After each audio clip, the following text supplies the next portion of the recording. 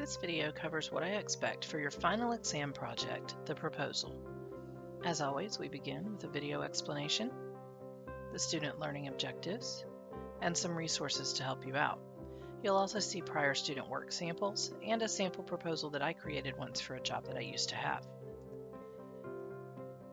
For this proposal, you are going to pretend that you are part of an organization or a group where you would like to see something change. Your workplace, your school, your community. This should be something concrete, a plan you can make, something you can take action on and physically change. This is not somewhere where you would address global concerns like homelessness or make sweeping generalizations about improving education. This should be something that is truly actionable, like potholes in a neighborhood or adding a new playground or improving lighting at the park. Those sorts of things are what we address in this assignment. Remember that your audience for this proposal is going to be whoever is in charge of being able to make those changes. It may be the neighborhood association, the city council. Anything larger than that, you may be looking at too high of a scope for this project.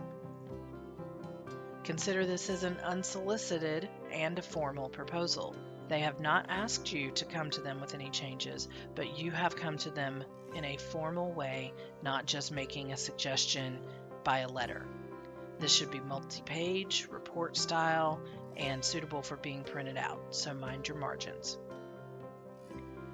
For this proposal, you have to have all of these things in order to receive full points, but these do not necessarily need to be section headers in your proposal. You may lay it out however you like. You need to have a cover page, which includes at least one image, and the title. It should say prepared by and include your name, and it should have your contact information. Phone number and email are fine. You don't really need to include a physical address. You need to have a table of contents, and your table of contents should include both your headers and your subheaders and their page numbers. You need to have a summary of the change. So state what the problem is, what the current issue is, and how your change will address that problem or issue. You need to have a detailed description of this change, how the workplace, the school, the community will look if these changes are implemented. You need to have a timeline for putting it all together, a summary of the equipment or the supplies needed, a proposed budget or budgetary impacts, and you may have to do some research here to get a good estimate. If you're telling me that one street light costs $15, that doesn't make logical sense. If you can't find actual information, you can make it up, but it needs to be logical. You also need to make sure that you include a request for approval. This is something that students often leave out of this assignment.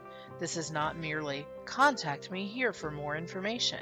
This is a literal letter that they would sign that has options for which level of service they would like to choose. You can see some examples of that in the student work samples, but one thing I want to mention is do not include a no option. If someone does not want to work with you or accept your proposal, they simply won't contact you again. They will not fill out some specific form that has a no on it. You can include an A level, a B level, and a C level for different prices with different benefits or different time frames, but don't include a no. Finally, you do need to use a references page for sources if you pulled any information that was true research to help you make your point. Make sure that you are concise but clear in your proposal.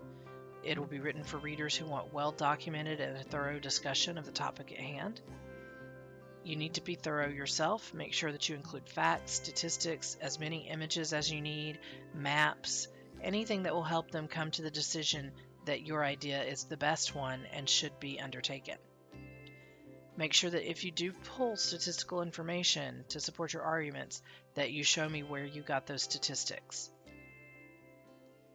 As always, if you have any questions, please do let me know, and I'll get back to you as soon as I can.